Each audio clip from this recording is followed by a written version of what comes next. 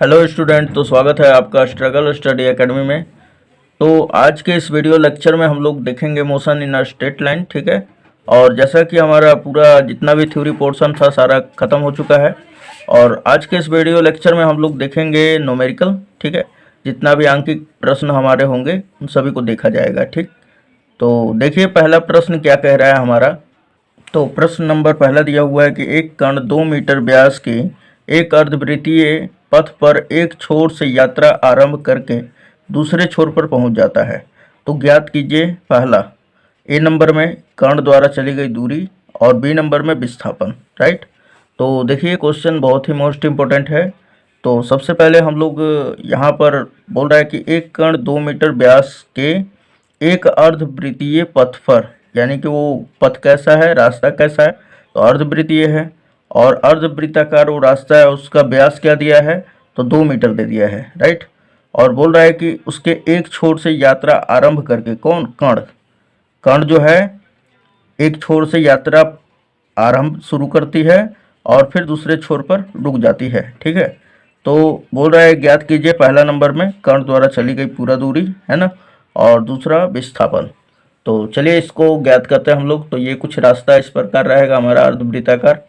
तो यहाँ पे आप देख सकते हैं कि ये हमारा मान लीजिए कि वृत्ताकार, अर्धवृत्ताकार पथ है हमारा, ठीक।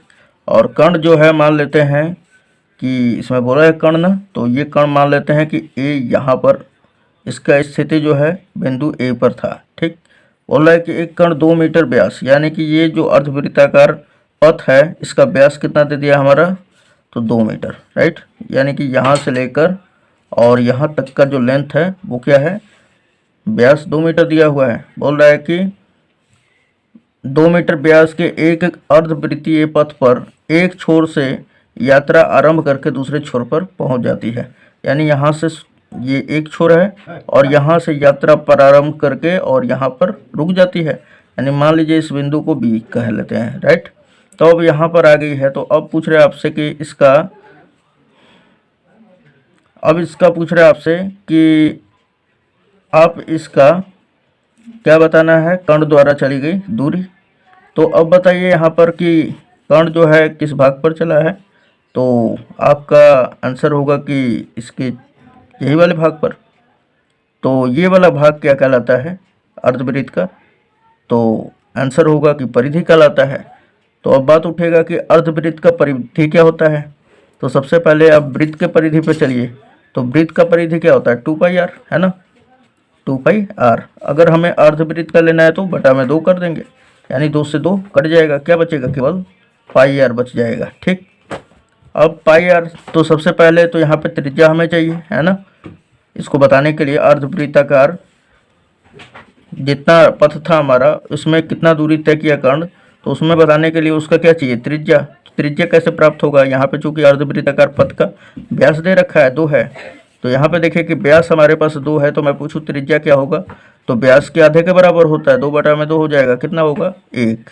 यानी पाई का मान अगर हम लोग यहाँ पर 3.14 रख ले गुणे और आर का मान 1 रख ले, तो हम लोग मल्टीप्लाई कर देंगे तो ये 3.14। अब ये मीटर में दिया हुआ है तो मीटर में आ जाएगा। यानी कि हम कह दें कि ये जो कण द्वारा तय दूरी है वो 3.14 मीटर होगा। अब आपसे पूछ रहा है दूसरा नंबर में, बी नंबर में, कि विस्थापन क्या होगा। तो दोस्तों विस्थापन किसे कहते हैं, तो विस्थापन हम लोग कहते हैं प्रारंभिक बिंदु तथा अंतिम बिंदु के बीच की न्यूनतम दूरी। अब बताइए दूरी तो ये भी है और ये भी है, लेकिन न्यूनतम कौन है, तो यही होगा ना। तो ये कितना है हमारा, 2 मीटर है। तो यानी कि आपका विस्थापन क्या हो जाएगा, तो विस्थापन आपका 2 मीटर हो जाएगा, राइट। और यही क्या होगा आंसर। तो ये तो था आपको, मतलब कि आप कैसे शॉर्टकट में बना सकते हैं, है ना। तो अब आप इसे एग्जाम में कैसे लिखेंगे, ये अब हम लिख दे रहे हैं, यहाँ पर लिखें अच्छी तरह से। तो हम यहाँ पर लिखेंगे कि चूंकि दिया है अर्धवृत्तीय पथ का व्यास, यहाँ पे व्यास बराबर दे दिया है तो यहाँ पे व्यास लिख लेंगे 2 मीटर। इसलिए अब आर बराबर निकालेंगे तो व्यास का आधे के बराबर होता है त्रिज्या ना। तो व्यास कितना हमारा, 2 मीटर बटा में 2, कटा देंगे तो क्या होगा, 1 मीटर आ जाएगा, राइट। यानी कि अब हमारे पास आर का जो मान है 1 मीटर है। इसलिए अब पहला नंबर में कर्ण द्वारा चली गई दूरी, तो यहाँ पे हमने लिख लिया कर्ण द्वारा चली गई दूरी, ये किसके बराबर होगा, अर्धवृत्तीय पथ का परिमाप के बराबर होगा। और परिमाप क्या होता है? पाई आर। पाई का मान रख लीजिए आप यहाँ पर 3.14 है ना, और आर का मान क्या है यहाँ पर 1, तो 1 रख देंगे और मल्टीप्लाई कर देंगे तो इतना आ जाएगा, राइट। अब उसके बाद इसका विस्थापन हमें बताना है ना, तो विस्थापन हम लोग क्या लिख देंगे? तो विस्थापन बराबर प्रारंभिक और अंतिम बिंदु के बीच की दूरी जो कि उसके व्यास के बराबर होगा, है ना, और व्यास कितना था? 2 मीटर। तो ये आपका पहला क्वेश्चन का आंसर हो जाएगा। चलिए क्वेश्चन नंबर 2 देखते हैं। तो यहाँ पर देखिए कि क्वेश्चन नंबर दूसरा बोल रहा है हमारा, एक कार किसी दूरी के आधे भाग को 40 किलोमीटर प्रति आवर तथा शेष बचे हुए भाग को 60 किलोमीटर प्रति आवर की चाल से तय करती है। कार की औसत चाल की गणना कीजिए। बहुत ही आसान क्वेश्चन है दोस्तों, और देखिए सबसे पहले इसे बारीकी से समझते हैं, ठीक है। तो बोल रहा है एक कार किसी दूरी के आधे भाग को, मान लीजिए कि कोई कार है, ठीक है, और ये कार जो है कुछ इस प्रकार है हमारा। तो यहाँ पर देखिए कि मान लेते हैं हम लोग कि ये हमारा जिस पर कार जा रही है ये हमारा पथ है, ठीक है। ये लाइनिंग क्या दर्शा रहा है? पथ को दर्शा रहा है, ठीक है। और मान लेते हैं हम लोग कि यहाँ पर हमारा कार थी, चल रही थी, है ना। तो बोल रहा है कि एक कार किसी दूरी के आधे भाग को, यानी कि ये पूरा दूरी अगर हम लोग मान लें कि यहाँ से यहाँ तक जो है यक्स मीटर है, चाहे यक्स मान लेते हैं हम लोग, ठीक, यक्स किलोमीटर है, चाहे मीटर ही मान लीजिए, किलोमीटर मान लेते हैं कि किलोमीटर है, राइट। तो मैं बोलूँ कि यहाँ से यहाँ तक आधा हो जाएगा ना, तो यहाँ से यहाँ तक पहुँचने में अब बताइए आधी दूरी कितना हो जाएगा? तो यक्स बटा 2। अब बताइए इसमें समय कितना लगा होगा? तो मैं बोलूँ कि चलिए मान लेते हैं हम लोग कि समय जो है t1 है, राइट। चलिए आगे भी पढ़ लेते हैं। तथा शेष बचे हुए भाग को 60 किलोमीटर प्रति आवर की चाल से तय करती है। अब मैं आपको बताना चाहता हूँ कि आधे भाग को यहाँ से यहाँ तक, ये बिंदु ए ले लिया हमने, ये बी है, ठीक। तो ए से बी तक जाने में वो किस चाल से चल रहा है गाड़ी? तो 40 किलोमीटर प्रति आवर, ठीक है। आधा दूरी वो 40 किलोमीटर प्रति आवर तय करता है। और हमने बोला कि पूरा जो दूरी है यक्स किलोमीटर है और आधा दूरी क्या है? यक्स बटा 2 आधा, ठीक है। अगर मैं बोलूँ आपको कि पूरा हमारा 10 किलोमीटर है तो मैं पूछूँ आधा कितना होगा? तो आप बताइएगा 5 किलोमीटर है। उसी तरह मतलब 5 किलो कैसे आया? तो आप 10 में 2 का भाग किए इसलिए आ गया, है ना। सो उसी तरह यहाँ पर ये पूरा का पूरा दूरी कितना है? X kilometre. तो मैं पूछूँ ए से बी तक की दूरी क्या होगा? तो यक्स बटा 2 किलोमीटर। अब हमने बोला कि ए से बी तक जाने में उसको समय t1 लगा होगा और वो किस चाल से जा रहा था? तो 40 किलोमीटर प्रति आवर, यानी इसका चाल भी दे दिया है 40 किलोमीटर प्रति आवर। तो मैं पूछूँ समय कितना लगा? तो t1 बराबर हो जाएगा, समय बराबर क्या होता है? दूरी बटा में चाल। दूरी क्या है हमारा? यक्स बटा 2 और चाल क्या है? 40। अगर आप इसे हल करते हैं तो क्या आ जाता है हमारा? यक्स बटा 80, है ना। चलिए ये तो पहला समय निकल गया कि बिंदु ए से बी तक जाने में कार को लगा समय क्या हो गया? t1 बराबर यक्स बटा में 80। अब उसके बाद बोल रहा है कि बिंदु बी से सी तक, सी इसको नाम दे देते हैं ना। अब बी से सी तक जाने में कितना समय लगेगा भाई, है ना। क्यों ऐसा मैं समय क्यों ज्ञात कर रहा हूँ? क्योंकि यहाँ पर क्वेश्चन में बोला है कि कार की औसत चाल की गणना कीजिए। और औसत चाल बराबर क्या होता है? कुल दूरी बटा में कुल समय।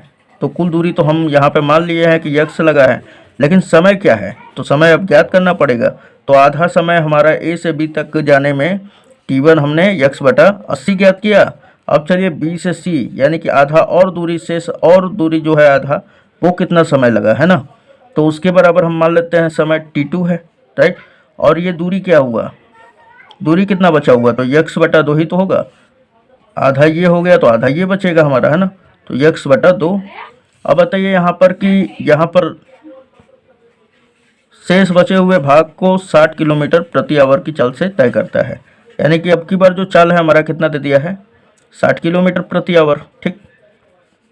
तो अब बताइए ये t2 बराबर क्या हो जाएगा? तो t2 बराबर क्या हो जाएगा हमारा? ये बटा में एक छिपा रहता है ना, तो ये तो आप जान रहे होंगे, यक्स बटा क्या हो जाएगा? 120 सेकंड हो जाएगा, राइट। सेकंड में आ जाएगा या मिनट में कह देते हैं, मिनट में, ठीक, मिनट में आ जाएगा, चाहे आवर में, सॉरी दोस्तों, आवर में आएगा, ठीक है। और ये भी किस में आएगा? आवर में, क्योंकि किलोमीटर में है ना। तो देखिए T1 बराबर हमारा आधा दूरी तय करने में जो कार को लगा समय x/80 आवर, और B से C तक जाने में T2 समय लगा, और वो कितना हुआ x/120। तो मैं पूछूं औसत चाल क्या होगा।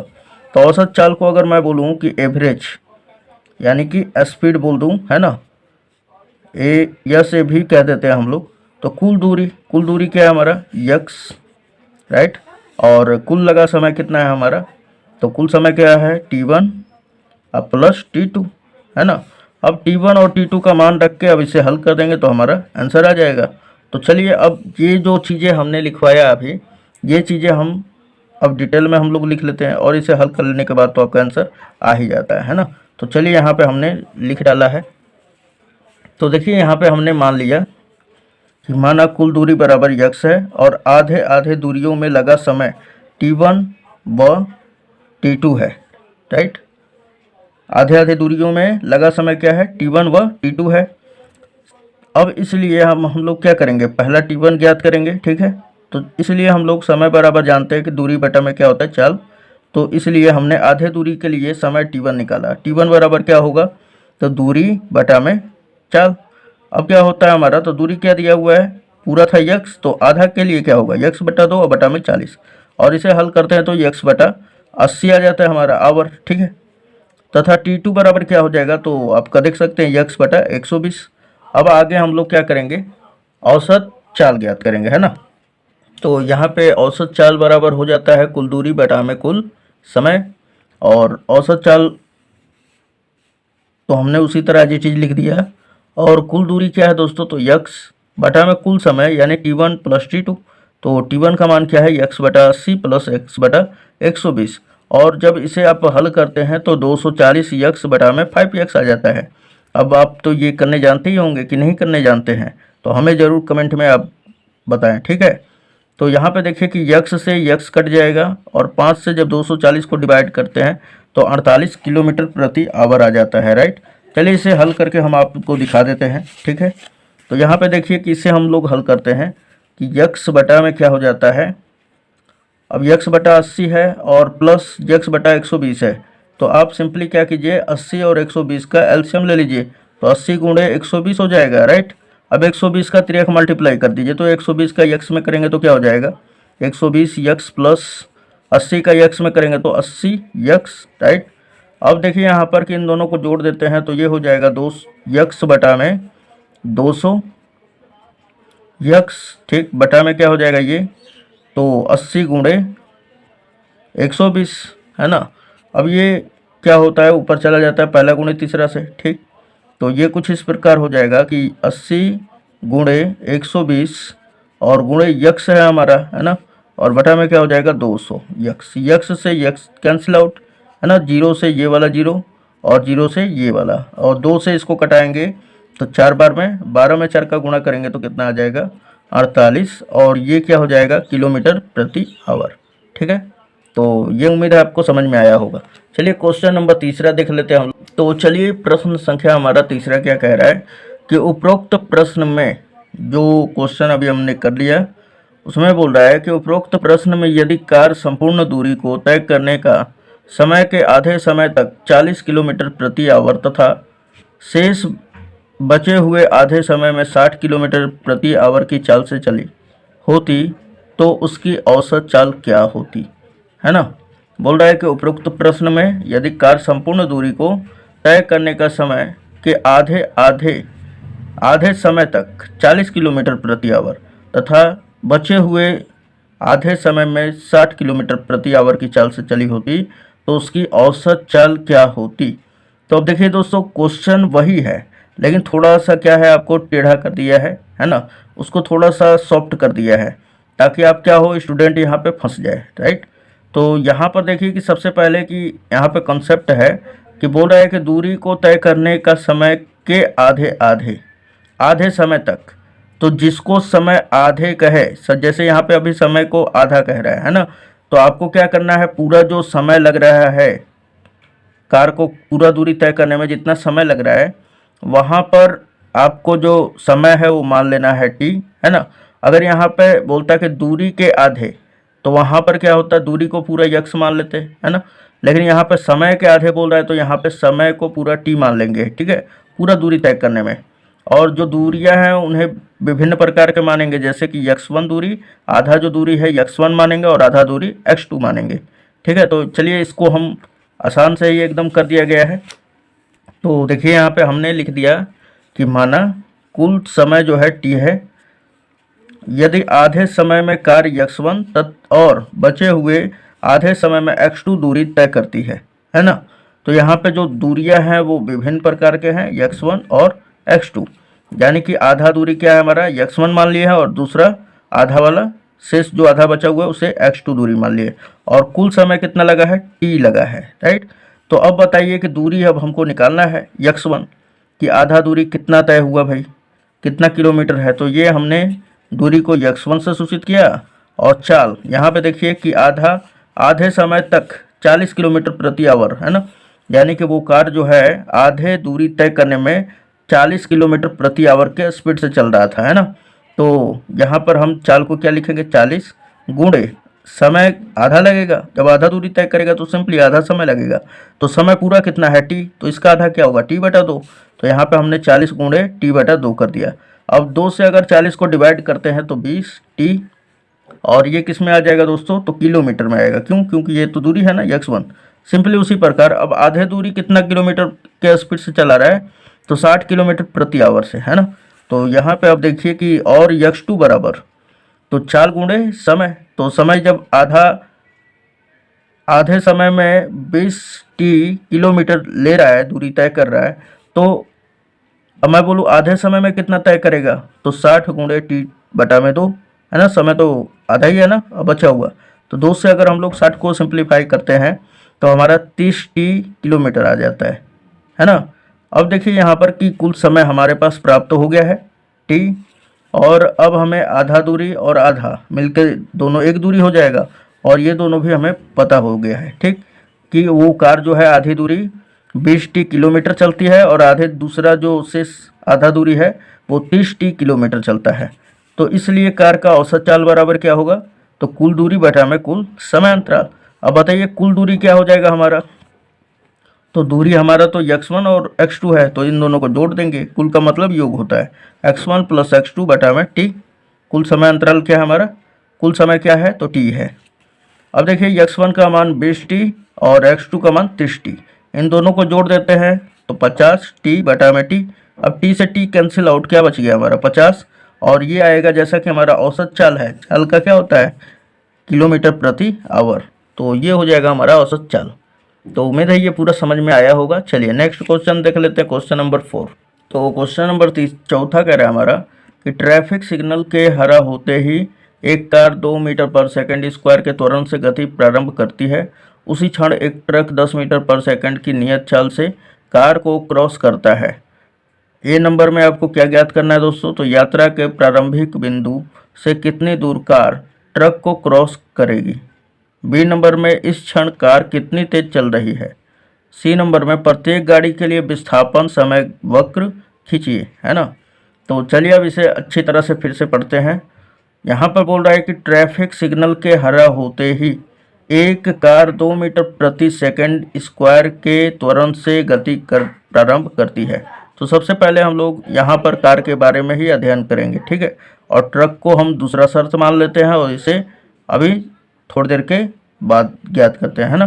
तो सबसे पहले यहाँ पर ट्रैफिक सिग्नल के हरा होते एक कार 2 मीटर पर सेकंड स्क्वायर के त्वरण से गति प्रारंभ करती है, यानी कि यहाँ पर जो कार का त्वरण है, जब यही हमारा ट्रैफिक सिग्नल होता है हरा हो जाता है तो कार क्या होता है, कार में त्वरण उत्पन्न हो जाता है कितना, तो 2 मीटर पर सेकंड स्क्वायर। लेकिन अगर मैं पूछूं कि इसका कार का प्रारंभिक वेग क्या है, तो आप बताएंगे नहीं है पता, है ना। तो प्रारंभिक वेग कार का क्या मान लेते हैं कि 0 होगा, रुकी होगी तो 0 ही तो होगा हमारा। और त्वरण इसमें कितना उत्पन्न हो रहा था, तो 2 मीटर पर सेकंड स्क्वायर, है ना। तो यहाँ पे हमने लिख लिया पहले कि चूंकि दिया है कार का u यानी प्रारंभिक वेग 0 और a बराबर क्या है 2 मीटर पर सेकंड स्क्वायर, राइट। तब कार द्वारा, अब मैं पूछूं कि कार कितना दूरी तय किया, तो कार के दूरी को हम यस सी से सूचित कर रहे हैं, है ना। और अब आप ध्यान दीजिएगा कि U और A दिया हुआ है ना। तो यहाँ पे V से तो कोई लेना देना नहीं है ना। तो अब हम लोग कार का हम ये सोच रहे हैं कि कार कितना दूरी तय किया। तो ध्यान दीजिएगा यहाँ पर कि गति का द्वितीय समीकरण लगाएंगे, जो कि यस बराबर क्या होता है U T plus half A T square. ऐसा क्यों लगा रहे हैं, क्योंकि यहाँ पे भी का मान नहीं दिया हुआ है ना, और U T plus half A T square यानी कि आपके पास यू है, ठीक, लेकिन हाँ यहाँ पे ध्यान दीजिएगा समय नहीं है, और समय को मान लेते हैं कि वो समय टी ले रहा है ना। तो यहाँ पे हमने कार का पहले कार द्वारा तय की गई दूरी ज्ञात कर लेते हैं। तो यस सी क्यों लिखा हमने कि कार द्वारा चली गई दूरी या विस्थापन हम लोग कह देते हैं, ठीक है। तो एस सी बराबर U T plus half A T square. अब देखिए यू का मान तो हमारा कितना है 0, तो यहाँ पे हमने रखा है यू के जगह पे 0 और ये गुणे टी, फिर प्लस का सिंबल है तो प्लस हाफ, ठीक है। ए का मान क्या है 2 मीटर पर सेकेंड स्क्वायर, तो हमने यहाँ पे लिख दिया। यहाँ पे अभी हमने नहीं लिखा है, ठीक है। तो हाफ मतलब 1/2 और ए टी स्क्वायर उसी तरह लिख लिया, ठीक। अब आगे हल कर लेते हैं अभी से। तो 0 में टी का गुणा होता है तो 0 ही हो जाता है ये पोर्शन, ठीक है। तो 1/2 हमने 1/2 लिख दिया, फिर ए तो ए भी लिखा और टी स्क्वायर, यानी कि ये हमारा पोर्शन 80 बराबर बच गया है। अब यहाँ पे देखिए कि 1/2 तो लिख दिया हमने, फिर गुणे, अब ए का मान क्या है तो 2 मीटर पर सेकेंड स्क्वायर, तो 2 रख दिया हमने, ठीक है, और गुणे टी स्क्वायर, ठीक, यहाँ पे टी स्क्वायर था तो टी स्क्वायर रख दिया। 2 से 2 कैंसिल आउट, तो बचेगा क्या दोस्तों टी स्क्वायर, है ना। यानी कि कार द्वारा जो तय की गई दूरी थी वो किसके बराबर है, तो समय के वर्ग के बराबर है। अब समय क्या है भाई, तो समय को निकालने के लिए अब देखिए आगे चलते हैं हम लोग। तो आगे क्या बोल रहा है इसमें, तो बोल रहा है इसमें शर्त नंबर दूसरा क्या बोल रहा है, उसी क्षण यानी उसी समय जिस समय कार चल रहा था, है ना, उसी क्षण एक ट्रक 10 मीटर पर सेकंड की नियत चाल से, ध्यान दीजिएगा यहाँ पर नियत जब कह देता है ना तो बात ही दूसरा हो जाता है। बोल रहा है उसी समय एक ट्रक 10 मीटर पर सेकंड की नियत चाल से, यानी कि जो हमारा कह दे हम लोग कि जो ट्रक था उसका चाल कितना दिया हुआ था, तो 10 मीटर पर सेकंड, है ना, और ये ट्रक का प्रारंभिक चाल है, राइट। तो अब यहाँ पे देखते हैं, तो यहाँ पे हमने लिख दिया कि अब ट्रक का u बराबर कितना है तो 10 मीटर पर सेकंड। अब चूंकि ट्रक नियत चाल से चल रहा है तो त्वरण उसमें क्या होगा, नहीं उत्पन्न होगा। आप जानते हैं ना त्वरण किसे कहते हैं, तो वेग में परिवर्तन की दर को त्वरण कहते हैं, राइट। तो त्वरण a बराबर क्या हो जाएगा 0, क्यों, क्योंकि चूंकि चाल जो है नियत है ना, और चाल क्या है तो 10 मीटर पर सेकंड है। तो त्वरण बराबर a बराबर यहाँ पे 0 हो जाएगा। तो मैं पूछूँ तो ट्रक कितना दूरी तय करेगा, तो ट्रक द्वारा विस्थापन निकाल लेते हैं हम लोग। तो यहाँ पे हमने लिख दिया इसलिए एस टी यानी ट्रक का विस्थापन या दूरी आप कह लीजिए। तो वही समीकरण लगाएंगे U T plus half A T square, है ना। तो यहाँ पे देखिए कि u का मान क्या रखेंगे 10, तो यहाँ पे 10 और t तो समय ही रहेगा, क्योंकि जिस समय में कार निकला था उसी समय में ट्रक निकला था, तो समय दोनों का बराबर रहेगा, राइट। और फिर प्लस है तो प्लस दे दिया हमने हाफ, और a का मान क्या है हमारा तो 0, तो यहाँ पे 0 दे दिया और गुणे टी स्क्वायर, ठीक है दोस्तों। तो अब 0 में देखिए किसी भी संख्या से भाग कीजिए, गुणा कीजिए, ये पोर्शन पूरा क्या हो जाएगा 0, यानी एस टी बराबर क्या मिलेगा 10t। तो यहाँ पे हमने लिख दिया 10t, ठीक। अब ये हमारा हो जाएगा समीकरण नंबर, इसको 2 कर लेते हैं और इसे 1 कर लेते हैं।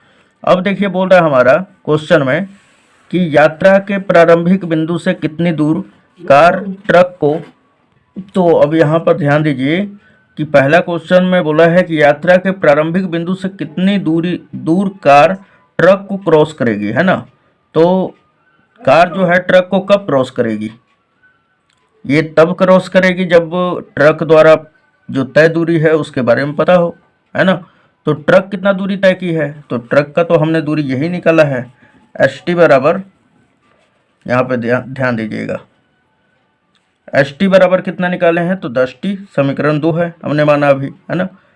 तो एक बात तो यहाँ पे पता चलता है दोस्तों कि अगर हम लोग को ट्रक का अगर दूरी पता हो तो हमें ये पता चल जाएगा। तो यहाँ पर ध्यान दीजिएगा दोस्तों कि बोल रहा है कि यात्रा के प्रारंभिक बिंदु से कितनी दूर कार ट्रक को क्रॉस करेगी, है ना। मान लीजिए आपका, तो यहाँ पर क्वेश्चन के अकॉर्डिंग दोस्तों, अब देखिए कि ट्रक मान लीजिए कि ये प्रारंभिक बिंदु है और यहाँ से यहाँ तक ट्रक पहुँच चुकी है, ठीक। अब कार को बोल रहा है कि कार कितना दूरी तय करके ये ट्रक को क्रॉस करेगी।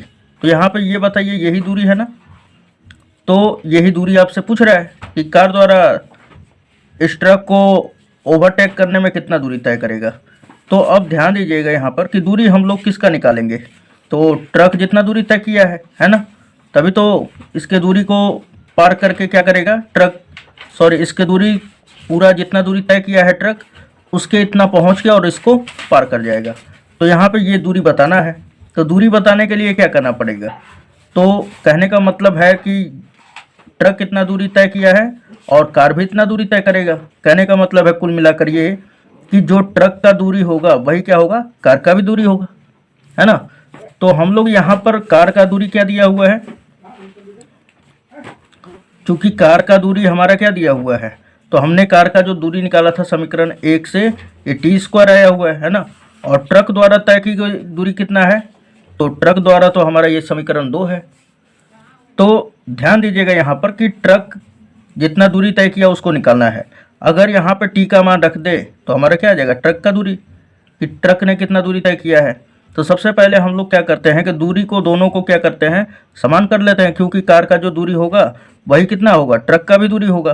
तो यानी टी स्क्वायर किसके बराबर होगा, 10t के। तो समीकरण 1 व 2 से हमने वही यहाँ पे लिखा है, तो हमने लिख दिया यहाँ पे समीकरण 1 व 2 से टी स्क्वायर, यानी कि समीकरण 1 में क्या दिया हुआ है, टी स्क्वायर बराबर क्या होगा 10t, तो टी स्क्वायर बराबर 10t। अब यहाँ पर ध्यान दीजिए कि टी से क्या होगा, टी कट जाएगा तो एक टी बचेगा ना यहाँ पर, तो टी बराबर क्या बच गया हमारा 10 सेकंड। अब ध्यान दीजिएगा यहाँ पे कि बोल रहा है कि कार कितना दूरी तय करके, प्रारंभिक बिंदु से कार कितना दूरी तय करके ट्रक को ओवरटेक कर जाएगा, यानी पार कर जाएगा। तो ट्रक द्वारा तय दूरी कितना है हमारा, एच टी बराबर 10t। तो यहाँ पर टी का मान क्या रख देंगे, 10 सेकेंड। तो रखेंगे तो क्या हो जाएगा हमारा, तो इसलिए ऑप्शन नंबर सॉरी यहाँ पे क्वेश्चन नंबर ए जो है एच टी बराबर 10t और टी के जगह पर 10 रख देंगे, तो 10 में 10 का गुणा कर देंगे तो क्या हो जाएगा 100, और ये आ जाएगा मीटर में, राइट। अब चलिए क्वेश्चन नंबर दूसरा देखते हैं, बी नंबर में बोल रहा है कि इस क्षण कार कितनी तेज चल रही है। बोल रहा है कि इस क्षण कार कितनी तेज चल रही है। तो इसके लिए सबसे पहले तो यहाँ पर ध्यान दीजिएगा कि कार का प्रारंभिक चाल क्या है, 0 है ना। तो पूछ रहे क्या, अंतिम चाल, कि किस चाल से अंतिम में चल रही है ना। तो अंतिम चाल जब निकालेंगे हम लोग तो क्या फॉर्मूला लगाएंगे हम लोग, तो यहाँ पर बी नंबर में हमने दाग दिया है कि चूंकि गति का तृतीय समीकरण से, गति का तृतीय समीकरण क्या कहता है, वी स्क्वायर बराबर यू स्क्वायर प्लस 2as है ना। तो यहाँ पर ध्यान दीजिएगा कि सबसे पहले तो कार कितना विस्थापित हुआ है, यानी कितना दूरी तय किया है, फिर उसमें त्वरण कितना उत्पन्न हो रहा है ना, और प्रारंभिक वेग जो है 0 है हमारा, है ना। तो यहाँ पे देखिए ध्यान से आप कि प्रारंभिक वेग जो है u बराबर कार का 0 और त्वरण इसमें कितना उत्पन्न हो रहा है, तो 2 मीटर पर सेकंड स्क्वायर है ना। और यहाँ से हम लोग SC यानी कि कार का विस्थापन निकाल लेंगे जो कि टी स्क्वायर के बराबर है, और टी का मान कितना आया है 10 सेकंड। तो यहाँ पे 10 का स्क्वायर करेंगे तो क्या होगा 100, तो यानी कि टी स्क्वायर का मान क्या, यानी कि विस्थापन जो है 100 मीटर के बराबर होगा। तो यहाँ पर सिंपली हम लोग अगर बता दें यहाँ पर तो रख लेते हैं हम लोग, तो u का मान क्या रखेंगे 0 का स्क्वायर, फिर प्लस है तो यहाँ पे हमने प्लस दिया है, फिर 2a का मान क्या है त्वरण का 2, तो 2 गुणे 2, और फिर यस का मान हमने कितना बताया 100, ठीक। तो 0 का स्क्वायर क्या होगा, खत्म कहानी। अब ये 2 दूना 4 और 100 में 4 का गुणा कर देंगे तो 400 मीटर स्क्वायर सेकंड स्क्वायर होगा, है ना। तो अब यहाँ पर ध्यान दीजिएगा कि भी स्क्वायर है, अगर भेज देंगे तो क्या हो जाएगा, रूट चढ़ जाएगा ना, रूट चढ़ जाएगा तो ये भी बराबर क्या मिलेगा, रूट अंडर 400 मीटर प्रति सेकंड स्क्वायर, राइट। अब ध्यान दीजिएगा कि इसमें से जब बाहर निकलता है तो क्या हो जाता है हमारा 400 का वर्गमूल 20 मीटर पर सेकंड। अब यहाँ पर ध्यान दीजिएगा कि अब हम लोगों को तीसरा में क्या निकालना है, तो तीसरा में कहा है सी नंबर में कि प्रत्येक गाड़ी के लिए विस्थापन समय वक्र खींचिए, यानी कि आपको ग्राफ खींचना है, ठीक है, प्रत्येक गाड़ी द्वारा। तो अब ध्यान दीजिएगा यहाँ पर कि यहाँ पर क्या कह रहा है, बोल रहा है हमारा कि ट्रैफिक सिग्नल के हरा होते ही एक कार 2 मीटर पर सेकंड के त्वरण से गति प्रारंभ करती है। उसी क्षण एक ट्रक 10 मीटर प्रति सेकंड की नियत चाल से, अब देखिए यहाँ पे कि जो ट्रक का है चाल क्या है, नियत, तो इसका जो ग्राफ मिलेगा है ना, ये एक सरल रेखा मिलता है। क्या मिलता है हमारा, सरल रेखा। तो सबसे पहले यहाँ पर ध्यान दीजिएगा क्या कहा है, विस्थापन और समय के बीच में आपको ग्राफ खींचना है, वक्र खींचना है। और किसका खींचना है, तो हमारा दोनों गाड़ियों का, एक तो ट्रक है हमारा और दूसरा क्या है, कार है। और ट्रक का चाल जो है नियत है, इस कारण इसका जो प्राप्त ग्राफ होगा वो एक क्या होगा, सरल रेखा होगा। लेकिन वही अगर हम लोग यहाँ पे कार का बात कर लें तो कार क्या हो रहा है हमारा, तो कार में जो त्वरण उत्पन्न हो रहा है 2 मीटर पर सेकंड स्क्वायर, और इसका हम लोग बात करें तो इसका जो चाल है नियत नहीं है। ठीक है, तो जब नियत नहीं है तो कार का जो ग्राफ मिलेगा वो आपको परवलयाकार मिलेगा, है ना।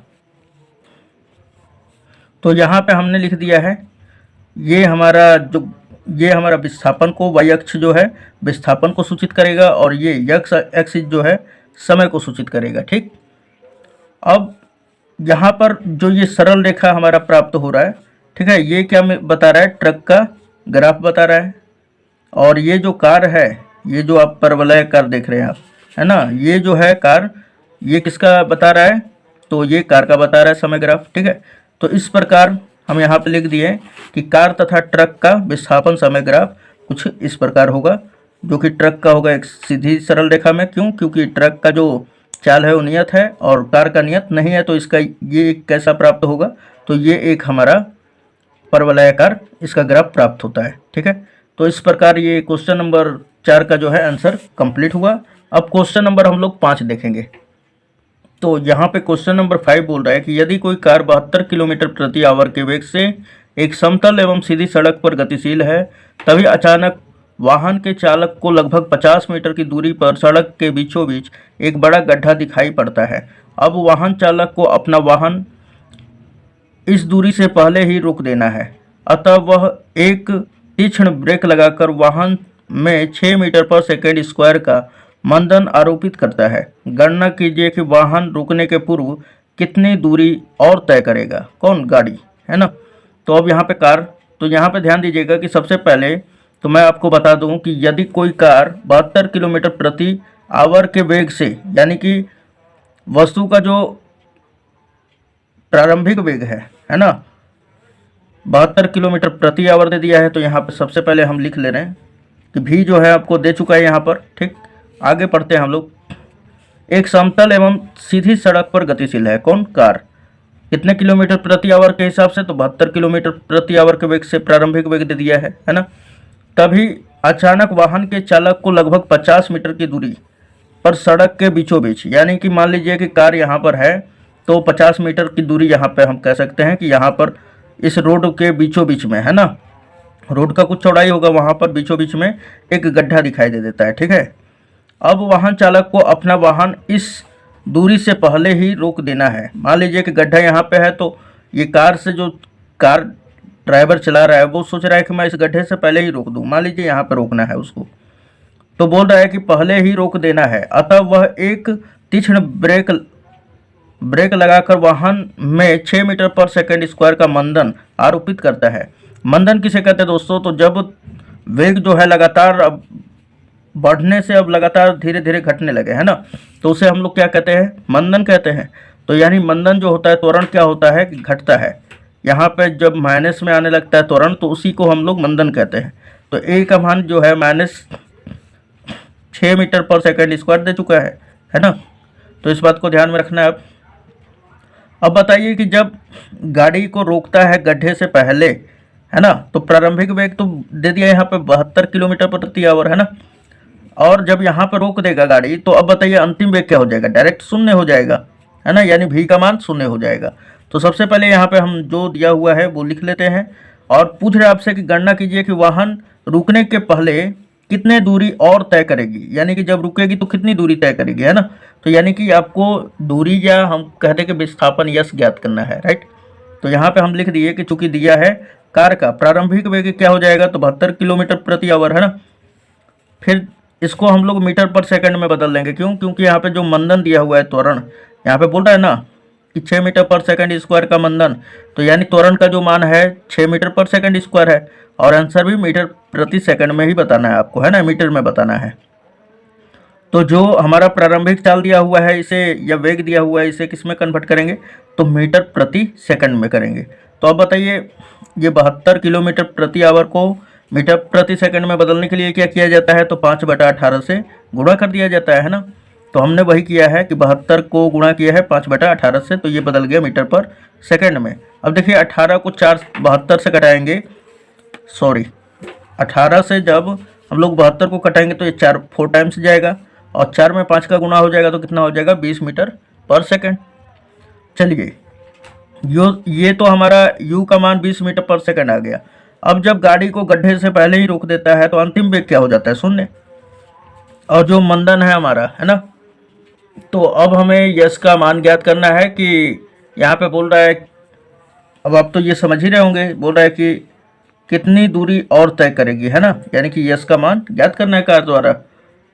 तो यहाँ पे अब हम लोग गति के तृतीय समीकरण का प्रयोग करेंगे। तो हमने यहाँ पे लिख दिया गति का तृतीय समीकरण, जो कि आप देख सकते हैं v² बराबर u² प्लस 2as।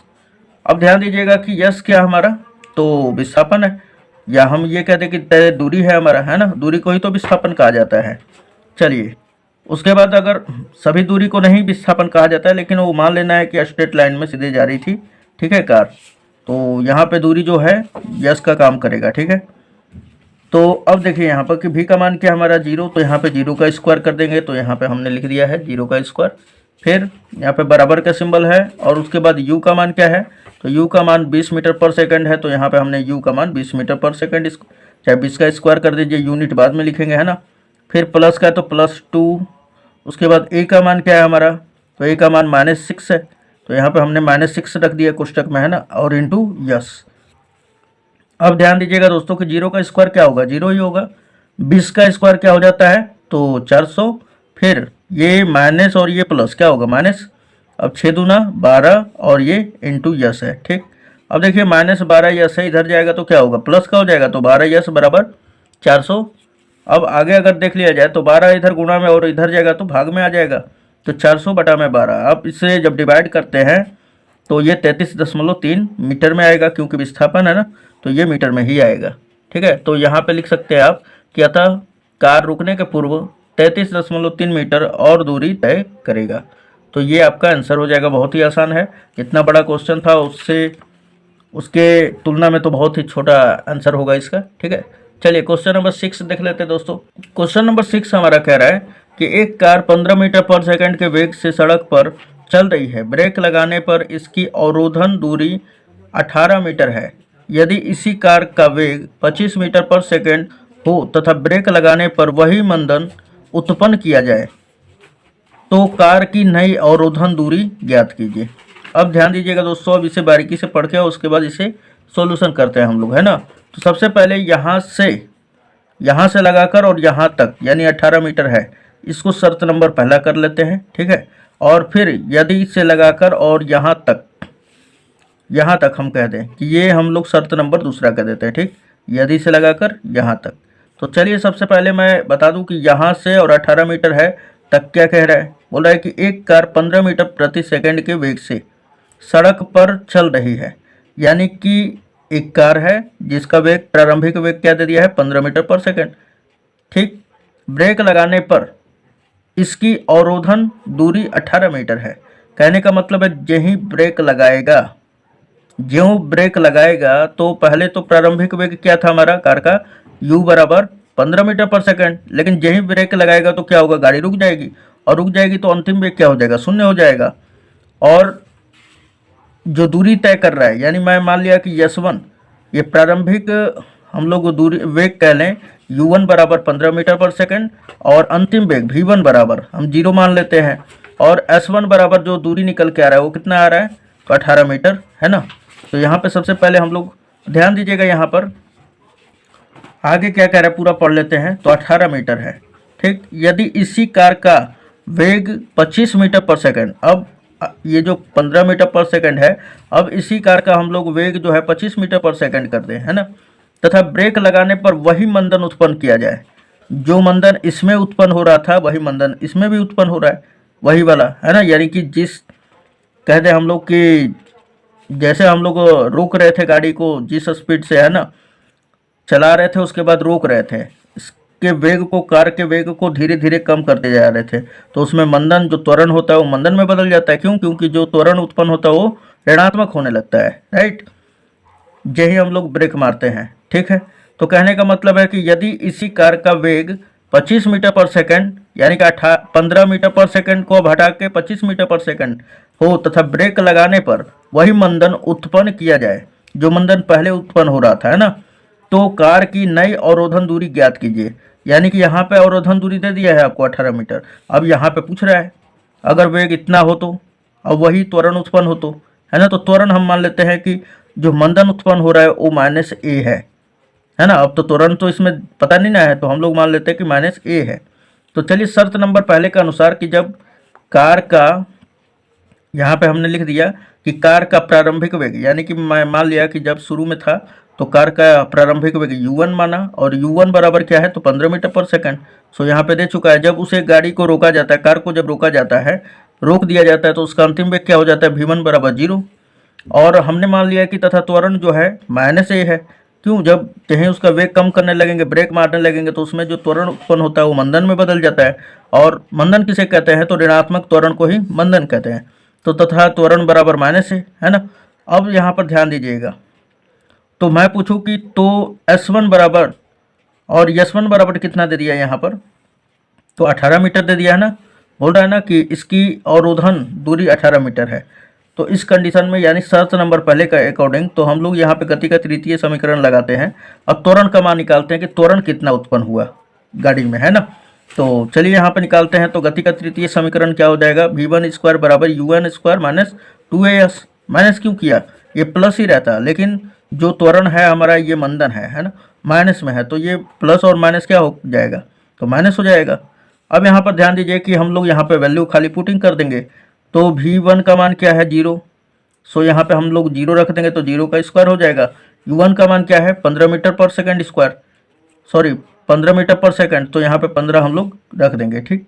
तो 15 का u1 की जगह पे 15 का स्क्वायर, क्योंकि u1 का स्क्वायर है, फिर माइनस 2as। S1 का मान क्या है, तो चलिए पहले ये माइनस में इधर गया तो प्लस में हो गया ये सब, और बराबर क्या बचा है, 15 का स्क्वायर। अब 15 के स्क्वायर को क्या लिख सकते हैं, 15 गुणे 15 ना, तो हमने यहाँ पे लिख दिया 15, 15 का स्क्वायर को 15 गुणे 15। उसके बाद यहाँ पे 2a उसी तरह एज इट इज लिखा। S1 का मान क्या है, तो 18, तो यहाँ पे हमने 18 लिख दिया। 18 कहाँ से आया, तो ये बोल रहा है अवरोधन दूरी है, S1 क्या है हमारा अवरोधन दूरी, तो यहाँ पे 18 रख लेंगे। अब a का मान हमें चाहिए, तो 2 और 18 इधर गुणा में इधर जाएगा तो डिवाइड में हो जाएगा। सो a बराबर क्या हो जाएगा, 15 गुणे 15 बटा में 2 गुणे 18। अब ध्यान दीजिएगा, नेक्स्ट दूसरा शर्त के अनुसार क्या कह रहा है, यदि इसी कार का वेग 25 मीटर पर सेकंड हो तथा ब्रेक लगाने पर वही मंदन उत्पन्न हो रहा है, जो पहले उत्पन्न हो रहा था वही मंदन उत्पन्न हो रहा है। कहने का मतलब है कि जो जब कार का वेग 15 मीटर पर सेकंड था प्रारंभिक, तो मंदन माइनस से ही उत्पन्न हो रहा था, और जब वेग 25 मीटर पर सेकंड हो गया तब पर भी मंदन क्या उत्पन्न हो रहा है, ए ही, -a ही उत्पन्न हो रहा है। तो चलिए यहाँ पर भी मंदन a का मान ज्ञात करते हैं कि वो a का मान क्या है, त्वरण कितना उत्पन्न हो रहा है ना उसमें। तो अब शर्त नंबर दूसरा, ये समीकरण 1 कर लेते हैं। तो अब शर्त नंबर दूसरे से u2 बराबर क्या हो जाएगा, कि जब वेग जो है प्रारंभिक वेग 25 मीटर पर सेकंड कर दिया जाए, तो u2 बराबर 25 मीटर पर सेकंड। अब देखिए कि जब कार को रोक दिया जाता है तो अंतिम वेग क्या हो जाता है, 0, ठीक है। v2 बराबर 0 हो गया। और त्वरण तो हमने बताया कि वही क्वेश्चन में ही बोल रहा है, तो त्वरण जो है मंदन के रूप में है, तो मंदन जो है -a दिया हुआ है। अब पूछ रहे हैं आपसे अवरोधन दूरी यानी S2 का मान इज इक्वल टू व्हाट, तो मान लिया कि अवरोधन दूरी S2 है, ठीक है। तो यहाँ पे देखिए फिर गति का तृतीय समीकरण लगा देंगे हम लोग, है ना। तो क्या होता है, v2² बराबर u2² माइनस 2a/S2। तो यहाँ पर रख दीजिए, v2 का मान क्या है, 0, तो यहाँ पे 0 का स्क्वायर। u2 का मान क्या है, तो u2 का मान हमारा 25 है, तो यहाँ पर रख देंगे 25, और इसका स्क्वायर है u2 का, तो यहाँ पे 25 का स्क्वायर। फिर उसके बाद -2a/S2, ये तो उसी तरह लिख लेंगे एज इट इज, जैसे है वैसे ही लिख लेंगे, ठीक। ये माइनस में उधर गया तो प्लस में हो जाएगा। इधर क्या बचा, 25 का स्क्वायर मतलब 25 गुणे 25 कर लेंगे। अब ध्यान दीजिएगा कि हमें यहाँ पे त्वरण निकालना है इसका भी, कि त्वरण कितना होगा।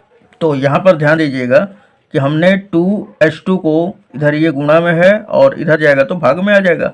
सो a बराबर हमारा क्या बचेगा, a बराबर हो जाएगा 25 गुणे 25 बटा में 2h2, राइट। इसको समीकरण नंबर 2 दे देंगे। अब यहाँ पर ध्यान दीजिएगा कि कार द्वारा उत्पन्न त्वरण, पहला त्वरण जो था वो जब वेग 25 मीटर पर सेकंड हो गया तो उस वक्त जो त्वरण था और जो जब 15 मीटर पर सेकंड था उस वक्त का त्वरण, दोनों क्या था, आपस में बराबर था, यानी मंदन क्या है, बराबर है।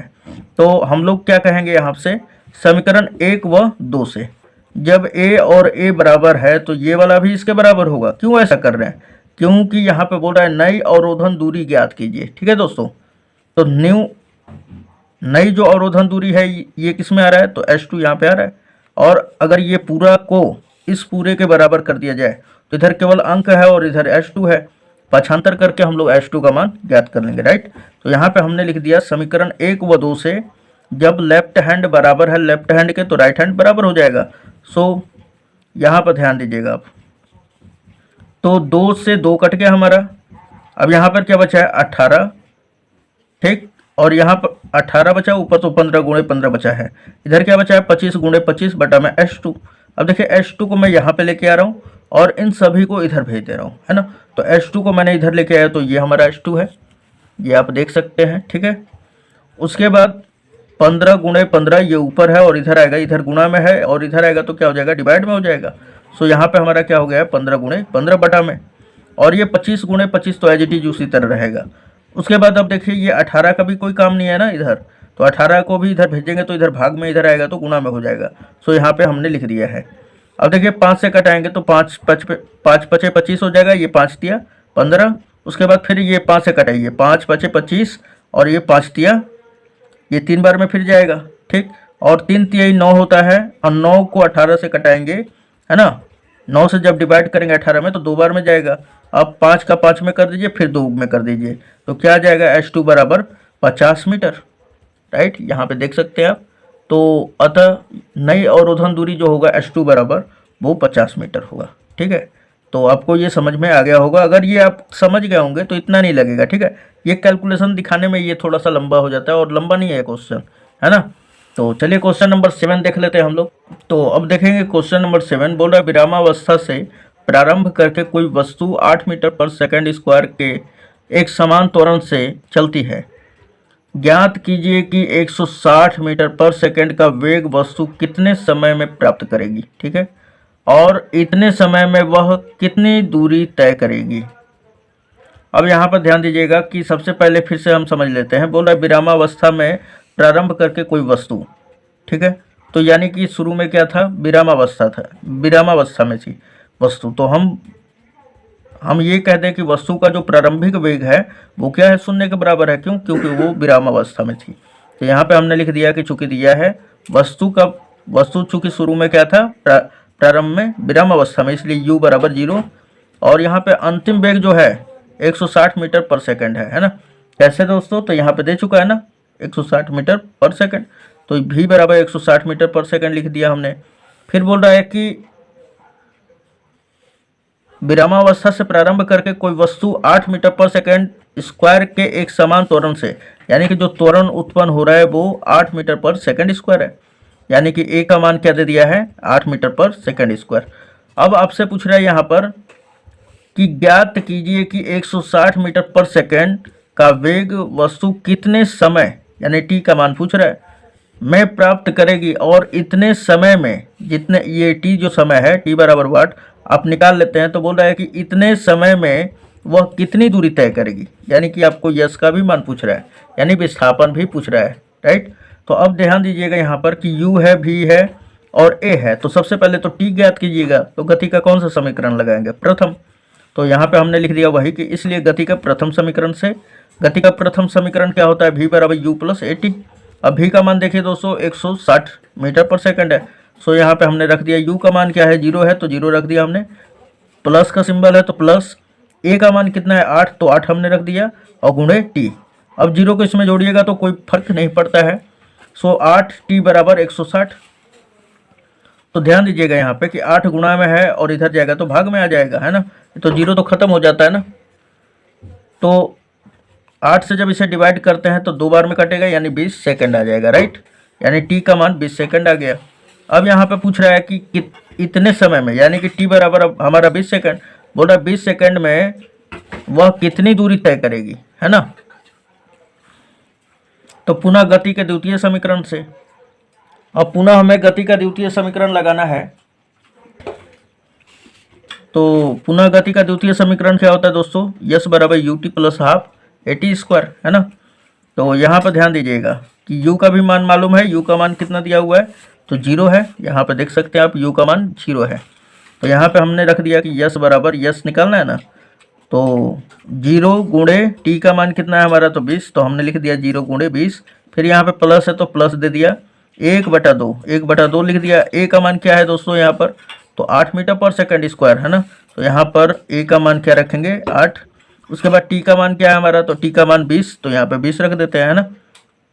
अब देखिए यहाँ पर कि 2 से हमने 8 को डिवाइड किया 4 बार में, 4 से 20 में गुणा कीजिएगा तो क्या हो जाएगा 80, और ये तो 0 हो जाएगा, 0 में किसी भी संख्या से गुणा कीजिए, है ना।